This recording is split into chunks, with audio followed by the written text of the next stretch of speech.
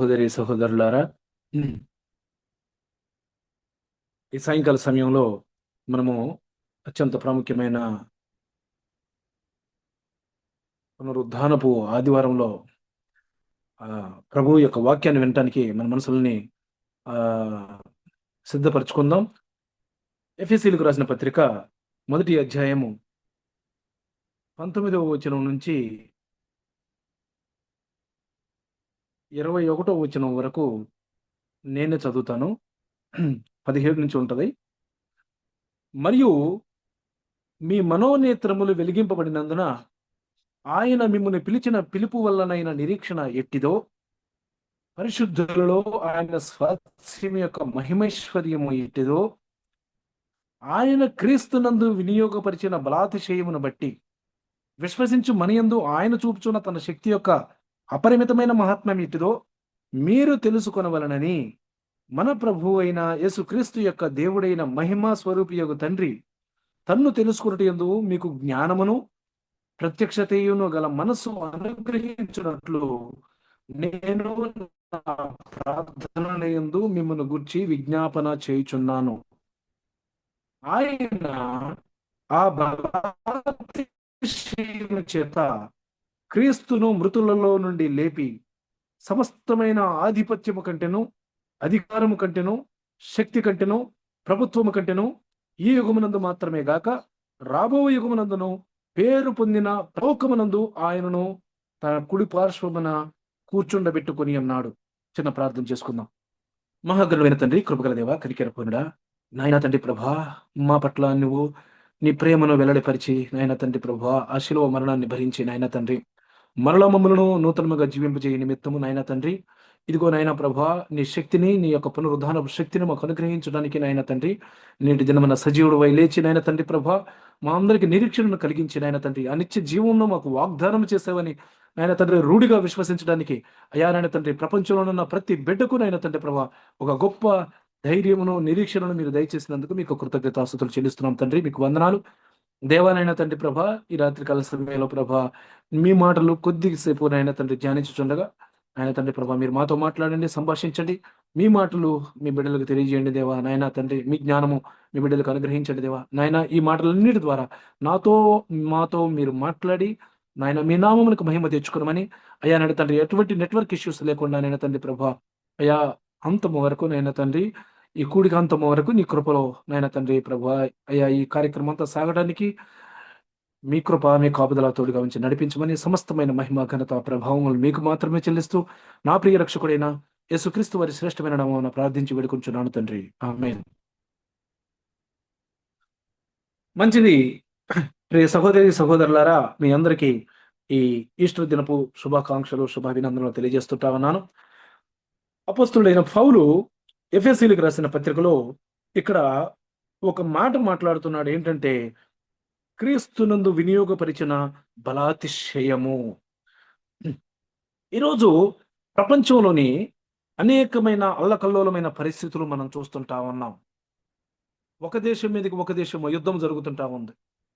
ఒక దేశాన్ని మించిన ఆ, ఆ, సైనిక శక్తి మరొక దేశానికి ఉంది.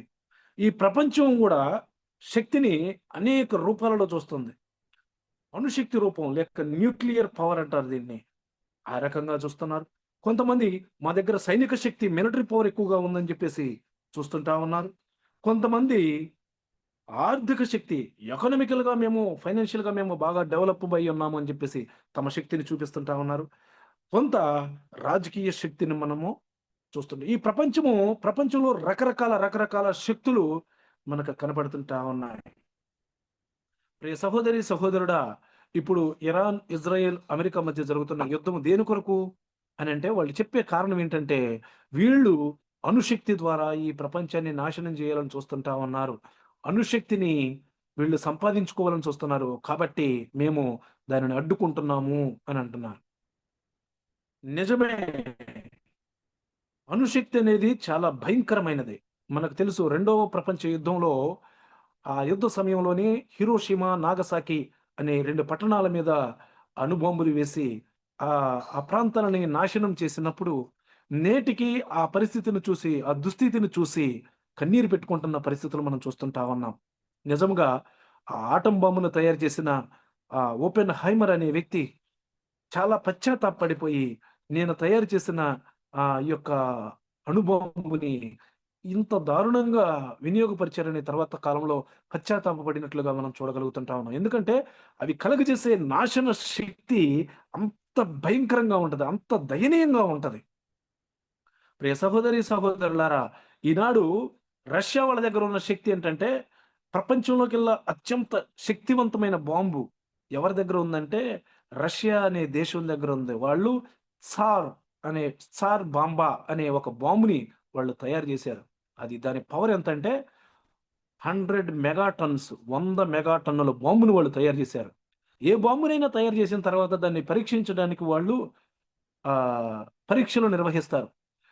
అంత పెద్ద బాంబును తయారు చేసిన తర్వాత శాస్త్రవేత్తలు పరీక్షించే సమయానికి ఇంతైతే చాలా విస్ఫోటనం ఎక్కువగా ఉంటది. దీనిలో సగమే చేద్దామని 100 మెగాటన్నుల సామర్థ్యం గల బాంబుని 50 టన్నుల మెగాటన్నుల 50 మెగాటన్నుల సామర్థ్యం గల బాంబుగా, అంటే దానిలో సగం పవర్‌నే వినియోగించి వాళ్ళేం చేశారంటే పరీక్ష చేశారు. పరీక్ష చేసిన తర్వాత శాస్త్రవేత్తలు కూడా భయపడిపోయారు. నాయకులు భయపడిపోయారు. వామ్మో! ఇది సగం వినియోగిస్తేనే ఇంత భయంకరంగా ఉంది. పూర్తిగా వినియోగిస్తే ఇంక ఏమీ మిగలదు భూగోళం మీద. బూడిద తప్ప ఏమీ మిగలదని భయపడిపోయి, దాని పరీక్షలు వారు ఆపివేసి, ఆ 100 మెగా టన్నుల ఆ బాంబుని వాళ్ళు మ్యూజియంలో పెట్టారు. ప్రియ సహోదరి, సహోదరుడా! ఆ బాంబు ఏం చేస్తుంది అనంటే గాలిని మండిస్తది. గాలిని మండిస్తది. ఒక్క బాంబు గాని మన హైదరాబాద్ మీద పడితే, హైదరాబాద్ మొత్తం గూడా శ్మశానంలాగా మార్చబడతది. మీకు తెలుసో తెలీదో ఆ బాంబు పడిన ఆ ప్రాంతంలో నుంచి ఒక 20 కిలోమీటర్ల వరకు మొత్తం ఆవిరైపోతది. బిల్డింగులతో సహా ఏది మిగలదు. అంతా ఆవిరైపోద్ది. అంత భయంకరమైన శక్తివంతమైన బాంబులు. ఈ శక్తులు వివిధ రూపాల్లో వివిధ దేశాలు తమ గుప్పిట్లో పెట్టుకొని ప్రపంచాన్ని మొత్తాన్ని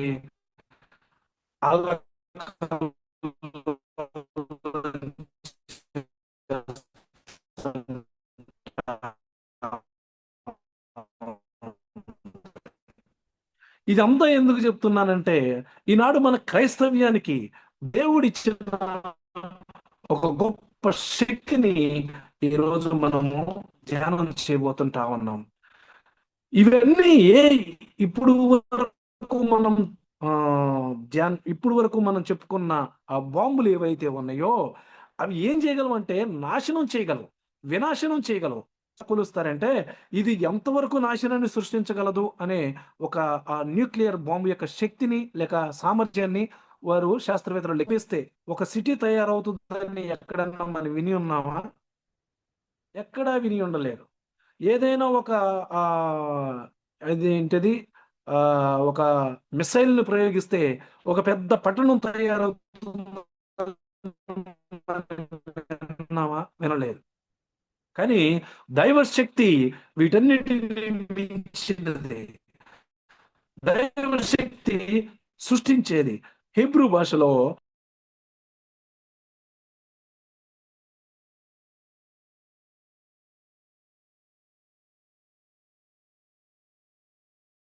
క్షమించండి.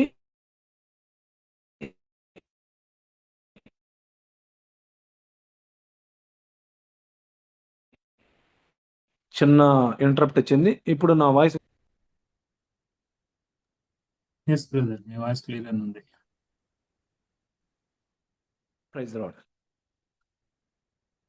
ఈనాడు ఆ వినాశనాన్ని జయించిన శక్తి ఏదైతే ఉందో, ఆ పునరుద్ధానపు శక్తిని ఈరోజు మనం ధ్యానం చేయబోతుంటా ఉన్నాం. క్రీస్తులో వినియోగించబడిన దేవుని యొక్క బలాతిశయము, పునరుద్ధానపు శక్తిని మనము ఇక్కడ జ్ఞాపకం చేసుకుంటా ఉన్నాం. ఏంటి ఈ శక్తి యొక్క పవర్ ఏంటంటే, మనము ఏదైతే బాంబులు వినాశనాన్ని సృష్టించే మరణాన్ని సృష్టిస్తాయో, ఆ మరణాన్ని జయించిన శక్తిని ఇక్కడ మనం చూడగలుగుతుంటా ఉన్నాం. ఏమిటి ఈ పునరుద్ధానపు శక్తి? మృతిని జీవముగా మార్చగల శక్తిది. నిరాశను ఆశగా మార్చగల శక్తిది. పాపిని నీతిమంతుగా మార్చగలిగే శక్తిది. ప్రియ సహోదరి సహోదరుడా, ఈ ఎఫెసీయులకు రాసిన పత్రిక 1వ అధ్యాయము 20లో చెప్తున్నాడు కదా, దేవుని యొక్క ఆ క్రీస్తునందు వినియోగపరిచిన బలాతిశయమును బట్టి విశ్వసించు మనయందు ఆయన చూపుచున్న తన శక్తి యొక్క అపరిమితమైన మహాత్మ్యం ఎట్టిదో. ఆ శక్తి యొక్క అపరిమితమైన మహాత్మ్యము అంటున్నాడు ఇక్కడ. అంటే శక్తి యొక్క పరాకాష్ఠను ఇక్కడ అపొస్తలుడైన పౌలు ఇక్కడ ప్రస్తావిస్తున్నట్లుగా మనం చూస్తుంటా ఉన్నాం. నిజమే, ఈ శక్తి ఎంతో గొప్పది, ఉన్నతమైనది. దేవుడు ఆదిలో సృష్టిని సృష్టించినప్పుడు ఏ ఆటంకకరమైన పరిస్థితులు లేవు, ఏ విధమైన ఆ అడ్డంకులు లేవు. శూన్యము ఉంది, శూన్యములో దేవుడు సృష్టిని సృష్టించాడు. బట్ ఇక్కడ పునరుద్ధానపు శక్తిని దేవుడు ఇక్కడ వినియోగపరచాలంటే, సృష్టిని మొత్తం మరలా నూతన పరచాలి అని అంటే, పునరుద్ధానపు శక్తి ద్వారా బలాన్ని ఇవ్వాలి అని అంటే, ఇక్కడ ఉన్న ఆటంకం ఏంటో తెలుసా? పాపము, శాపము. ఈ లోకము అంతా కూడా అంధకారమయమైపోయి ఉంది. దురాత్మ బంధకాలలో ఉన్న ఈ లోకాన్ని దేవుడు మరలా నూతనమైన జీవముతో మరలా దేవుడు నింపాలంటే గొప్ప శక్తి అవసరం. నిజంగా ఈ సృష్టి ఆనాటి ఆ ఆదికాండం 1:1లో రాయబడిన సృష్టి కంటే కూడా ఈ శక్తి చాలా బలమైన శక్తి. ప్రియ సహోదరి సహోదరుడా, క్రీస్తు మన కొరకు లేచాడు, పునరుద్ధానము ఈ రోజు మనకి ఒక నిరీక్షణ దొరికింది అని చెప్పేసి మనము సంతోషపడుతున్నాము. కానీ ఈ రోజు దేవుడు చెప్తున్నాడు కదా, ఈ శక్తి ఉన్నతమైన శక్తిది, ఈ శక్తి మహా గొప్ప శక్తి, ఇది ఒక బలమైన శక్తి అని చెప్పేసి దేవుడు చెప్తుంటా ఉన్నాడు. ప్రియ సహోదరి సహోదరుడా, ఈ శక్తి మరణంపై విజయాన్ని ఇచ్చింది.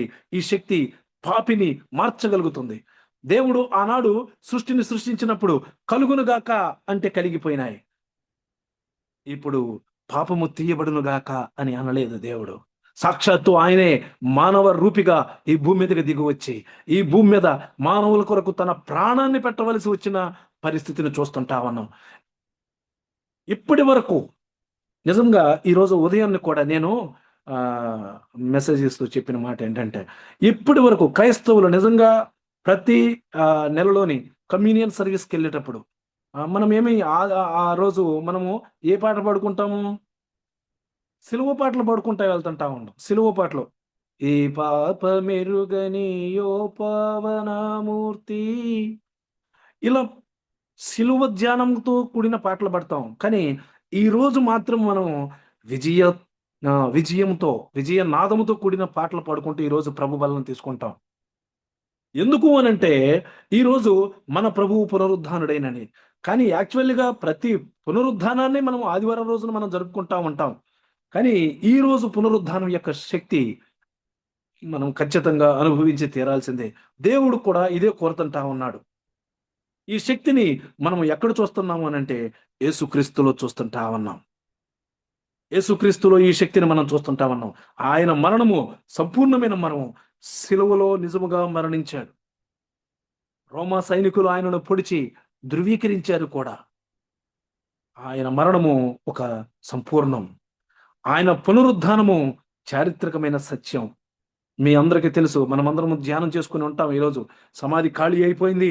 శిష్యులు కూడా ఆయనను చూశారు. 1 కొరింథీ 15:6లో రాయబడిన ప్రకారము 500 మందికి పైగా ఆయనను చూశారు, ప్రత్యక్షంగా చూడగలిగారు. ఈ శక్తి యొక్క ప్రదర్శన ఆయన యొక్క మరణాన్ని జయించి తిరిగి లేచి ఆయన సజీవుడిగా చూపించినట్లుగా మనం చూడగలుగుతుంటాం. ఇది మన కంటికి కనబడని శక్తి అయితే కాదు, ఇది కనబడే శక్తే. ఇది సమాధులను బద్దలు చేసుకొని బయటకు వచ్చిన శక్తి, ఈ పునరుద్ధానపు శక్తి. ఈ పునరుద్ధానపు శక్తిని మనం చూసాం. గతంలోని లాజరును లేపినప్పుడు చనిపోయి 4 రోజులు సమాధిలో కుళ్ళిపోయి దుర్వాసన కొడుతున్నాడని చెప్పేసి సాక్షాత్తు తన సహోదరి సాక్ష్యం ఇస్తుంటా ఉంది. అలాంటి వ్యక్తిని కూడా లాజరు బయటికి రా అని పిలవగానే పునరుద్ధానపు శక్తి పనిచేసింది. లాజరు ప్రేత వస్త్రాలు కలిగిన వాడై బయటికి వచ్చాడు. ఇక్కడ మనం నేర్చుకోవాల్సిన గొప్ప విషయం ఏంటంటే, ఈ పునరుద్ధానపు శక్తికి ఈ శక్తి కాలాతీతమైనది. చనిపోయి 1 గంటలోనే మనం బ్రతికించగలం. డాక్టర్స్ దగ్గరికి వెళ్తే అంటారు, ఏమండి మీరు ఇప్పటికే చాలా ఆలస్యం చేశారు, గోల్డెన్ అవర్లోనే తీసుకొని రావాల్సింది, మేము బ్రతికించే వాళ్ళం. కానీ దైవ శక్తికి ఈ పునరుద్ధానపు శక్తి కాలాతీతమైనది. ప్రభువారు 4 రోజుల తర్వాత వెళ్ళి లాజరు బయటికి రా అనగానే ఈ పునరుద్ధానపు శక్తి పనిచేసింది. ప్రియ సహోదరి సహోదరుడా, క్రైస్తవుడా, ఈరోజు నీవు నేను ఏదో మా ప్రభువు పునరుద్ధానుడై లేచాడని అనుకోవడం కాదు. ఈ శక్తిని దేవుడు మనకిచ్చాడు. ఈ పునరుద్ధానపు శక్తి ఎలాంటిదంటే నిరాశలో ఉన్న వారిని పైకి లేవనెత్తుతుంది. పాపములో ఉన్న వారిని మరణంలో ఆల్మోస్ట్ మృతతుల్యమైపోతున్న శరీరాలను సహితము సజీవంగా నిలబెట్టగలిగే శక్తిని దేవుడు మనకిచ్చాడు. నిజంగా క్రైస్తవులకి ఇది నిజమైన పండుగ. మన పండుగ క్రిస్మస్ కాదండి. మన పండుగ, నిజమైన పండుగ ఏదంటే ఇదే. నిజమైన పండుగ ఏదంటే ఇదే. నిజముగా క్రీస్తు శిలువ మరణము ఆ ఆ సువార్తలో ఒక భాగమైతే పునరుద్ధానము దానికి సంపూర్ణము. పునరుద్ధానము లేకుండా సువార్త లేనే లేదు. పునరుద్ధానము ఈరోజు మన అన్ని చర్చిల్లో కూడా ఈరోజు మనం ధ్యానించి ఉంటాం పునరుద్ధానం యొక్క ప్రాముఖ్యత. రోమపత్రిక 4వ అధ్యాయం 25వ వాక్యంలోని ఒక మాట చదివి సహాయం చేయండి ఎవరైనా. రోమపత్రిక 4వ అధ్యాయము 25వ వాక్యం.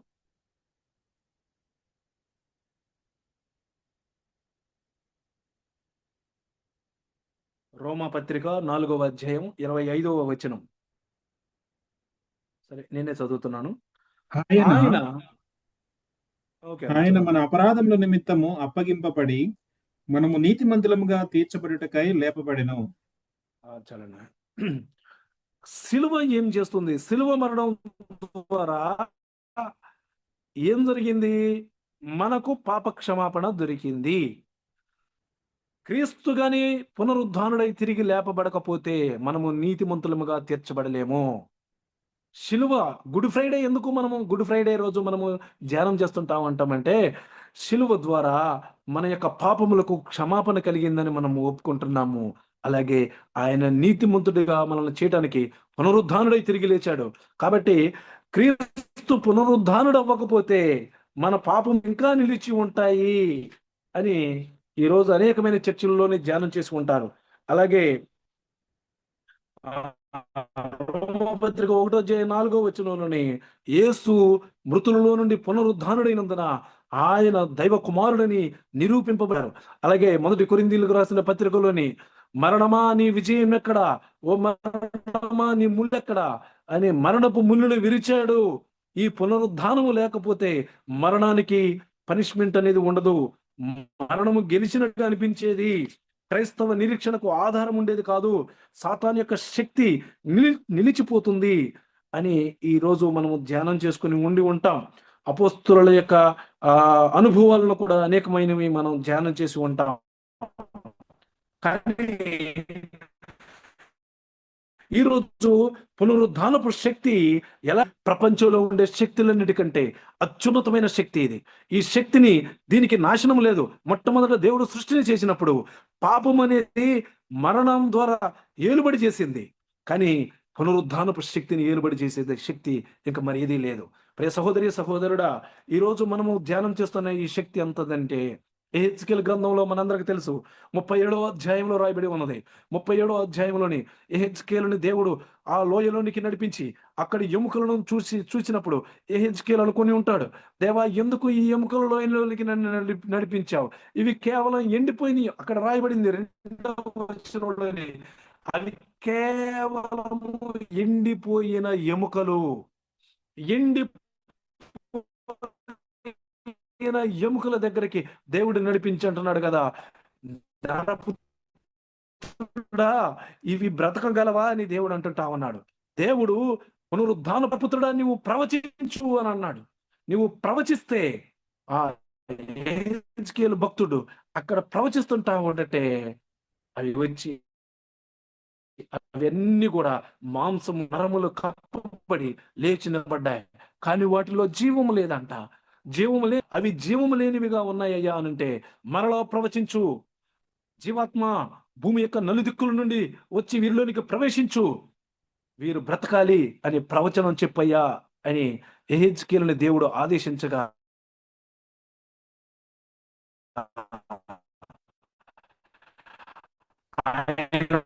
ఆజ్ఞ ప్రకారము అంటే ఎముకలు వచ్చి నిలబడినట్లుగా మనం చూడగలుగుతుంటా ఉన్నాం. ఇవి ఎందుకు సాదృశ్యము అని అంటే దేవుడు చెప్పాడు అక్కడ, ఇశ్రాయేలుడికి సాదృశ్యము. మా ఆశ తొలగిపోయింది, మేము నిరాశలో కూరుకుపోయాము, మేము చచ్చిన ఎముకలమై, మేము చచ్చిన శవాలం కాదు, ఎండిపోయిన ఎముకలముగా మేము మిగిలిపోయామని ఇశ్రాయేలులు కుమిలిపోతున్న పరిస్థితుల్లో దేవుడు అంటున్నాడు కదా, ఇదిగో ఈ పునరుద్ధానపు శక్తిని దేవుడు పంపిస్తుంటా ఉన్నాడు. ఈనాడు గొప్ప గొప్ప మేధావులు, గొప్ప గొప్ప ఆ ప్రవచన వరం కలిగిన వారు, గొప్ప గొప్ప స్వస్థత వరం కలిగిన దైవజీవులు యేసు నామము అని ప్రకటిస్తుంటే గానీ ఏం జరుగుతున్నాయి? అద్భుతాలు జరుగుతున్నాయి. యేసు నామము అని ప్రకటించగానే స్వస్థతలు జరుగుతుంటా ఉన్నాయి. సాతానుపై అధికారము ఎలా దొరికింది ఇదంతా అంటే కూడా ప్రభువు యొక్క పునరుద్ధానపు శక్తి ద్వారా. మరి యేసు నామము ద్వారానే అలా జరుగుతుందంటే దేవుని యొక్క వాక్యం ఎంత శక్తి గలది. 138వ కీర్తన 2వ వాక్యాన్ని ఒకసారి చూద్దామా? 138వ కీర్తన 2వ వాక్యం. నీ పరిశుద్ధాలయము తట్టు నేను నమస్కారము చేయుచున్నాను, నీ నామమంతటి కంటే నీవిచ్చిన వాక్యమును నీవు గొప్ప చేసి ఉన్నావు. సహోదరి సహోదరుడా, ఇక్కడ భక్తుడు చెప్తుంటాడు అన్నాడు కదా దావీదు, అయ్యా నీ నామమంతటి కంటే నీవిచ్చిన వాక్యమును చాలా గొప్పగా చేసావు నువ్వు అని చెప్తుంటావన్నాడు. యేసు నామము సాతాను శక్తులను లయము చేసేదైతే, యేసు నామము సాతాను శక్తులను పారద్రోలేదైతే, యేసు నామము కుంటివారిని గుడ్డివారిని స్వస్థపరిచేదైతే, వాక్యము ఎంత శక్తి గలదై. నీవిచ్చిన వాక్యమును నీ నామము కంటే గొప్పదిగా చేసావని చెప్తుంటా ఉన్నాడు భక్తుడు ఇక్కడ. రే సహోదరి సహోదరుడా, ఎండిపోయిన ఎముకలను సహితము దేవుని యొక్క వాక్యము పునరుద్ధానపు శక్తితో నింపగలదు. పూర్తిగా మాసిపోయిన జీవితాన్ని, పూర్తిగా మసిబారిపోయిన జీవితాన్ని, పూర్తిగా ఎండిపోయిన జీవితాన్ని ఇంకా మరలా లేవదులే అని చెప్పిన జీవితాన్ని దేవుడు మరలా పునరుద్ధరించగలడు తన పునరుద్ధానపు శక్తి ద్వారా. అపోస్తులుడైన పౌలు హింసకుడు, హానికరుడుగా ఉన్న వ్యక్తిని అపోస్తులుడుగా మార్చిన శక్తిది. ఈ శక్తిని ఆయన, ఒక ఆత్మీయ పునరుద్ధానపు శక్తిని ఆయన అనుభవించాడు కాబట్టి ఇక్కడ చెప్తుంటా ఉన్నాడు. ప్రియ సహోదరి సహోదరుడా, ఈ పునరుద్ధానపు శక్తి నీలో నాలో కూడా పనిచేస్తుంది. పనిచేస్తుందా? పని చేయదా? పనిచేస్తుంది, ఖచ్చితంగా పనిచేస్తుంది. ఈ పునరుద్ధానపు శక్తి పనిచేయడం ద్వారానే పాపము నుంచి మనము విడుదల పొందగలిగి ఉన్నాం. నిజంగా ఈ లోకంలోని అనేకులకు, అన్ని జనులకు మనం సువార్త చెప్పినప్పుడు అంత భక్తిగా ఎవరు ఉంటారండి? అబద్ధం ఆడకుండా, మోసం చేయకుండా ఎలా ఉండగలుగుతారండి? ఉండగలరు. వారిని ఉంచేది ఏంటంటే ఈ పునరుద్ధానపు శక్తి, క్రీస్తు పునరుద్ధానపు శక్తి. ఆ రోమపత్రిక 6వ అధ్యాయం 4వ వచనంలో చెప్తున్నాడు కదా, మనము బాప్తిస్మములో ఆయనతో కూడా పాతిపెట్టబడిన వారమై మరలా తిరిగి లేస్తాము. పునరుద్ధానం అందుకే కదా బాప్తిస్మాన్ని ముంచు బాప్తిస్ము అని ఎందుకు అంటున్నామంటే, ఆయనతో కూడా పాతిపెట్టబడడానికి అది సాదృశ్యంగా ఉంది. మునిగిన మనము మరలా తిరిగి లేపబడడాన్ని బట్టి ఈ యొక్క పునరుద్ధానపు శక్తిని మనము పొందుకున్నట్లుగా సాదృశ్యంగా మనం చూడగలుగుతుంటా ఉంటాం. రోమపత్రిక 6వ అధ్యాయం 4వ వచనంలోని అక్కడ చెప్తున్నాడు కదా, నూతన జీవము పొందిన వారమై. ఈ నూతన జీవము ఎలాంటిది? ప్రియ క్రైస్తవుడా, ప్రభు అయిన యేసుక్రీస్తు వారు నందు మనము విశ్వాసం ఉంచి బాప్తిస్మం పొంది మనము పొందుకున్న జీవము ఎలాంటిదంటే నూతనమైన జీవము. ఇది పునరుద్ధానపు శక్తి. దీనిని నాశనము చేసే శక్తి ఎవ్వరికీ లేదు. ప్రియ సహోదరి సహోదరుడా, పాత మనిషి చనిపోతాడు, నూతన జీవితం మొదలవుతుంది. కాబట్టి ఇది పాపము నుంచి విముక్తిని కలిగిస్తుంది. రెండవదిగా ఆత్మీయ మృతతత్వం నుండి జీవములోనికి నడిపిస్తుంటా ఉంటది. ఎఫెసీయులకు రాసిన పత్రిక 2వ అధ్యాయం 1వ వచనంలో రాయబడి ఉంటది, మనము మన అపరాధముల చేతను పాపముల చేతను చచ్చిన వారమై ఉండగా యుక్త కాలమున క్రీస్తులో మనల్ని ఆయన బ్రతికించాడని. నిజముగా ఇది మృతతత్వము. శరీరము పాప శరీరము మృతతుల్యమై చనిపోవడానికి సిద్ధముగా ఉన్న, చనిపోయింది, ఆల్మోస్ట్ చనిపోవడానికి సిద్ధంగా కాదు, చనిపోయిన శరీరాలను ఆయన మరలా లేవనెత్తుతున్నాడు, క్రీస్తులో జీవంనిచ్చి నిలబెడుతుంటా ఉన్నాడు. అలాగే మన బలహీనతలలో బలము. యెహెజ్కేలు 37వ అధ్యాయంలోని ఇశ్రాయేలుని నిరాశలో నిస్పృహలో కూలిపోయి, అయ్యా ఇక మా బలము ఎండిపోయింది, ఇంకా మేము ప్రపంచంలోని మేము మిక్కిలి శల్యమైపోయాము, ఎండిని ఎముకలుగా మేము మిగిలిపోయామని ఆయన ప్రజలు బాధపడుతుంటా ఉన్నారు. నిజమే, పాపము ఏలుబడి చేసి వారిని బలహీనులుగా చేసింది, ఎండిపోయిన ఎముకలుగా మార్చబడ్డారు. కానీ నూతనమైన బలము పడిపోయిన వారిని తిరిగి లేవనెత్తుతుంది, నిరాశలో ఆశనిస్తుంది ఈ పునరుద్ధానపు శక్తి. ఈ పునరుద్ధానపు శక్తిని నిజంగా మనము అనుభవిస్తున్నామా? ఈ పునరుద్ధానపు శక్తిని మనం ఎలా పొందుకోగలము? ఎలా మనము పొందుకోగలగము? ఫిలిప్పీయులకు రాసిన పత్రిక 3వ అధ్యాయం 10వ వచనంలోని మనందరికీ తెలిసిన భాగమే. ఒకసారి చదువుకుందామా? ఫిలిప్పీయులకు రాసిన పత్రిక 3వ అధ్యాయము 10వ వచనం. ఏ ఏ విధము విధము చేతనైనను చేతనైనను చదవండి అన్నయ్య. మృతులలో నుండి నాకు పునరుద్ధానము కలగవలనని ఆయన మరణ విషయంలో సమాన అనుభవము కలవాడనై ఆయనను ఆయన పునరుద్ధాన బలమును ఎరుగు నిమిత్తము ఆయన శ్రమలలో పాలివాడునగుట ఎట్టిదో ఎరుగు నిమిత్తమును సమస్తమును నష్టపరుచుకుని వాటిని పెంటతో సమానముగా ఎంచుకుంటున్నాను. ఆమేన్, ఆమేన్, ఆమేన్. ఇక్కడ అపొస్తలుడైన పౌలు చెప్తుంటా ఉన్నాడు కదా, ఏమండి ఎంత గొప్ప స్వార్థ చేశాడండి ఈ అపొస్తలుడైన పౌలు. ఎన్ని అద్భుత కార్యాలు, ఎంత ప్రయాసపడాడు. ఇక్కడ చెప్తున్నాడు కదా, ఫిలిప్పీయులకు రాసిన పత్రికలో చెప్తున్నాడు కదా, ఆయన మరణములో సమాన అనుభవం నాకు కావాలి. రెండవదిగా ఆయన పునరుద్ధాన బలాన్ని ఎరగాలి. ఈ రెండింటి నిమిత్తము నేను ఏం చేస్తున్నానంట, సమస్తమును నష్టపరుచుకొని పెంటతో సమానముగా చేసుకుంటున్నాను అంటున్నాడు. రే సహోదరి సహోదరుడా, క్రీస్తుతో సహవాసము లేకుండా, ఆయనతో సంబంధము లేకుండా పునరుద్ధానపు శక్తిని మనం ఎలా ఎరగగలం? ఒక వ్యక్తి యొక్క బలం ఎంతో తెలుసుకోవాలంటే ఆ వ్యక్తితో మనం సంబంధం కొనసాగిస్తేనే కదా ఆ వ్యక్తి యొక్క బలం ఏంటో తెలిసేది. రెండవది, విశ్వాసములో మనము నిలకడగా ఉండాలి. మార్త సమాధి ముందు ప్రభు వారితోనే మాట్లాడుతున్నప్పుడు ప్రభు అంటున్నాడు కదా, మార్త నీవు నమ్ముచున్నావా? నా యందు విశ్వాసం ఉంచువాడు చనిపోయినా బ్రతుకుతాడు, బ్రతికి నా యందు విశ్వాసం ఉంచువాడు మరెన్నటికి చనిపోడు అని మార్తతో ప్రభువారు చెప్తుంటే, మార్త మృతుల పునరుద్ధానం గురించి మాట్లాడుతుంది. ఎప్పుడో యూదులకి ఉండే ఒక ప్రగాఢమైన విశ్వాసం ఏంటంటే, చనిపోయిన వారందరూ కూడా తిరిగి లేపబడతారు. ఆ రోజు తీర్పు పునరుద్ధానం ఒకటి ఉంటుంది. ఆ రోజు అందరూ లేపబడతారు. కానీ పునరుద్ధానమును జీవమును నేనే అని, ఆ పునరుద్ధానమే ఆమె ఎదుట నిలబడి నేనే ఆయనను అని పలుకుతున్న మార్త నమ్మలేకపోని పరిస్థితిని మనం చూడగలుగుతుంటా ఉన్నాం. విశ్వాసములో బలహీనులమైతే మనము పునరుద్ధాన బలాన్ని ఎరగలేం. క్రీస్తు పునరుద్ధానము జీవ పునరుద్ధానము, ఇది మృతుల పునరుద్ధానం కానే కాదు.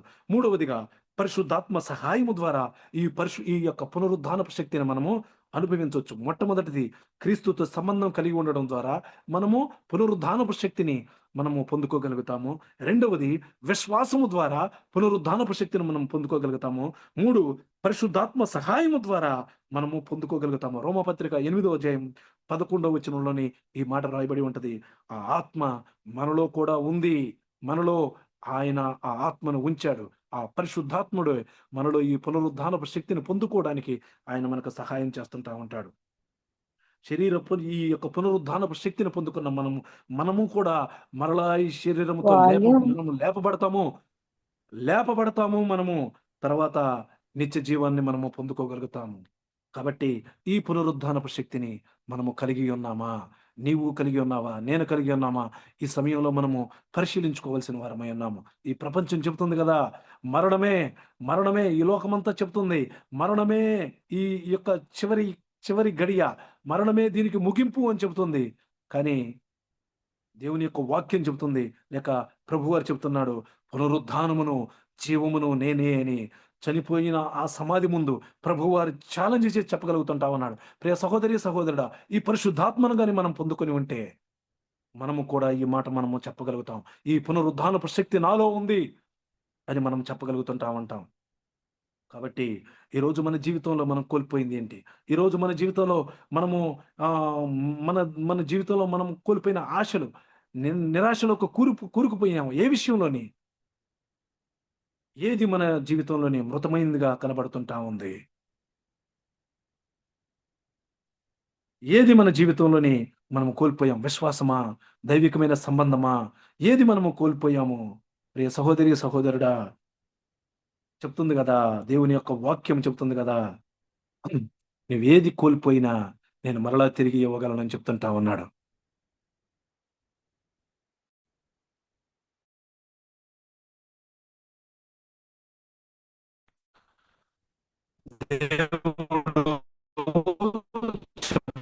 చెప్తున్నాడు, అపొస్తలుడైన చేపలు పడుతున్నాను, మరలా వెళ్ళిపోయిన పరిస్థితి నుంచి మరలా నేను సువార్తను ప్రకటించబోతున్నాను అనే స్థితికి నడిపించిన శక్తి ఈ పునరుద్ధానపు శక్తి.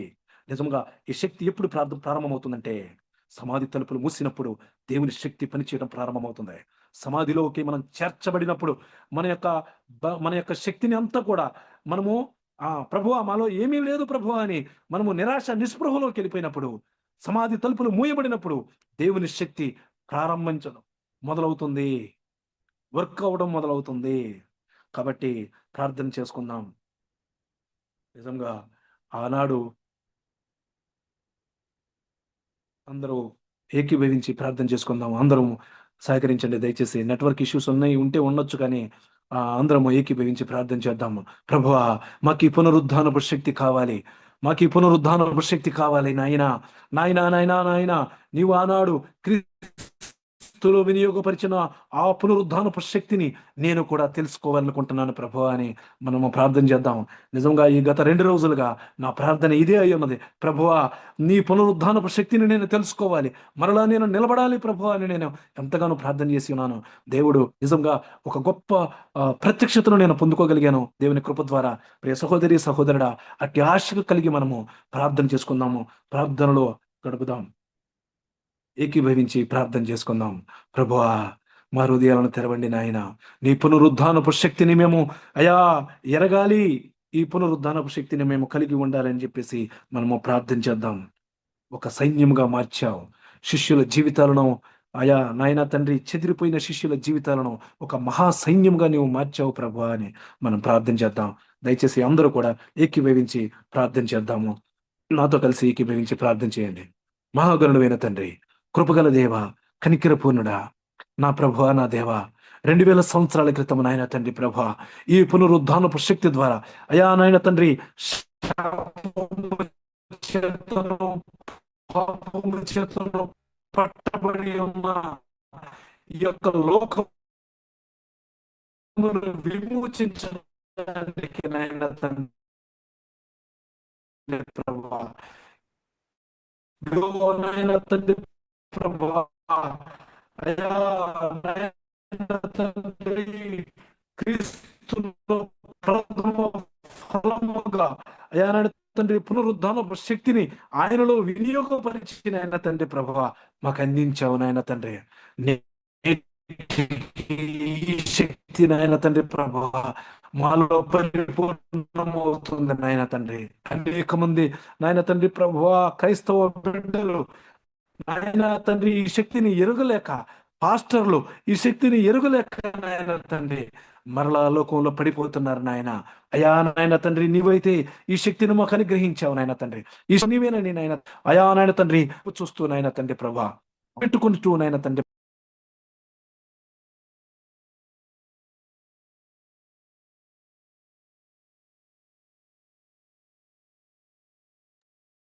బ్రదర్ అన్మ్యూట్ చేయండి.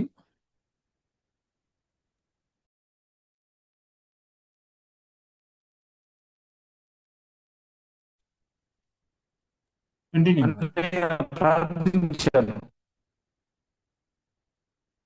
ప్రార్థించాను, చివరి ప్రార్థన చేయండి ఇంకా.